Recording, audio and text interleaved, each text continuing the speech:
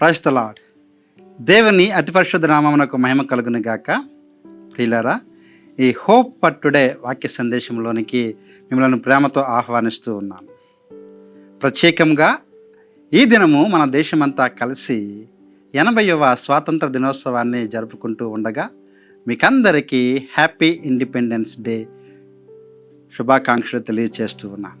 ప్రియులారా, దేవుడు మనలను ఈ దేశ నివాసులుగా చేసినందుకు మొదటిగా ఈ దేశాన్ని బట్టి మనము ఆయనకు కృతజ్ఞతాస్తుతులు చెల్లింపబద్దులమై ఉన్నాం. ఎందుకంటే మన దేశము చాలా ప్రత్యేకమైన దేశం. పరిశుద్ధ గ్రంథంలో 2 సార్లు మన దేశం గురించి ప్రస్తావించబడింది.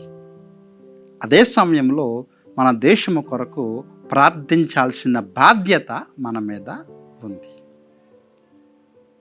ఈ సమయంలో ఒక వచనాన్ని మనం చదువుదాం. కొరింథీయులకు రాయబడిన మొదటి పత్రిక 7వ అధ్యాయము 22, 23 వచనాలు చదువుతాం. కొరింథీయులకు రాయబడిన మొదటి పత్రిక 7వ అధ్యాయము 22, 23. ప్రభువునందు పిలువబడిన దాసుడు ప్రభువు వలన స్వాతంత్రము పొందినవాడు, ఆ ప్రకారమే స్వతంత్రుడై ఉండి పిలువబడినవాడు క్రీస్తు దాసుడు. మీరు విలువ పెట్టి కొనబడిన వారు కనుక మనుషులకు దాసులు కాకుడి. ఇక్కడ మన వ్యక్తిగత స్వాతంత్రము గురించి పౌలు రాస్తూ ఉన్నాడు. స్వాతంత్రము అనే విషయము 2 ప్రత్యేకమైన విషయాలను మనకు నేర్పిస్తుంది. మొదటిగా స్వాతంత్రము విడుదలను గురించి నేర్పిస్తుంది. అంటే ఒక బానిసత్వము పోయి స్వేచ్ఛ వచ్చినట్లుగా మనము స్వాతంత్రం గురించి ఆలోచిస్తాం. అలనాడు బ్రిటిష్ దేశస్థులు, ఆంగ్లేయులు మనలను చాలా సంవత్సరాలు తమ బానిసత్వంలో ఉంచుకొని మనలను బాధించినప్పుడు అనేక మంది స్వాతంత్ర సమరయోధులు పోరాటము చేయగా మనకు స్వేచ్ఛ అనేది మన దేశానికి లభించింది. రెండవ విషయం ఏమిటి అంటే అది కేవలం విడుదల మాత్రమే కాదు, విమోచన. అంటే విమోచన అనేది ఒక చెల్లింపునకు సంబంధించిన విషయం. ఒక ధనము చెల్లిస్తేనే కానీ విమోచన అనేది జరగదు. ఆ విమోచన అనేది చెల్లించడం కొరకు అనేక మంది స్వాతంత్ర సమరయోధులు తమ రక్తాన్ని, తమ ప్రాణాన్ని, తమ ధనాన్ని వెచ్చించి చిందించడం ద్వారా మనము ఈ దేశానికి స్వాతంత్రం పొందుకున్నాం.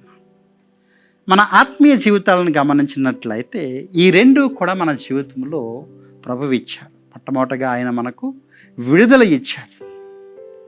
మనము పాపమునకు, అపవాదికి, శరీరానికి, లోకానికి బానిసలమై ఉండగా ప్రభు మనలను ఆ యొక్క బానిసత్వములో నుండి, దాసత్వములో నుంచి విడిపించాడు. రెండవది, ఆయన మనలను విమోచించాడు. అనగా మన కొరకు తన యొక్క రక్తాన్ని, ప్రాణాన్ని చెల్లించి మనకు విమోచన కలుగజేశాడు. కాబట్టి ఎలాగైతే మన దేశము స్వాతంత్రం పొందిందో మనము కూడా మన వ్యక్తిగత జీవితంలో పాపము నుండి, దాసత్వము నుండి, అపవాది యొక్క బంధకముల నుండి విడుదల పొందుకున్నాం. దేశమైనా మనమైనా ఆయా పొందుకున్న స్వాతంత్రాన్ని నిలవబెట్టుకోవాలి. లేనట్లయితే మరలా దాసత్వము కిందకి వెళ్ళే అవకాశం ఉంది. అందుకోసమే 2వ మాటలో పౌలు అంటున్నాడు కదా, మీరు విలువ పెట్టి కొనబడిన వారు కనుక మరలా దాసత్వము కిందకు వెళ్ళొకటి.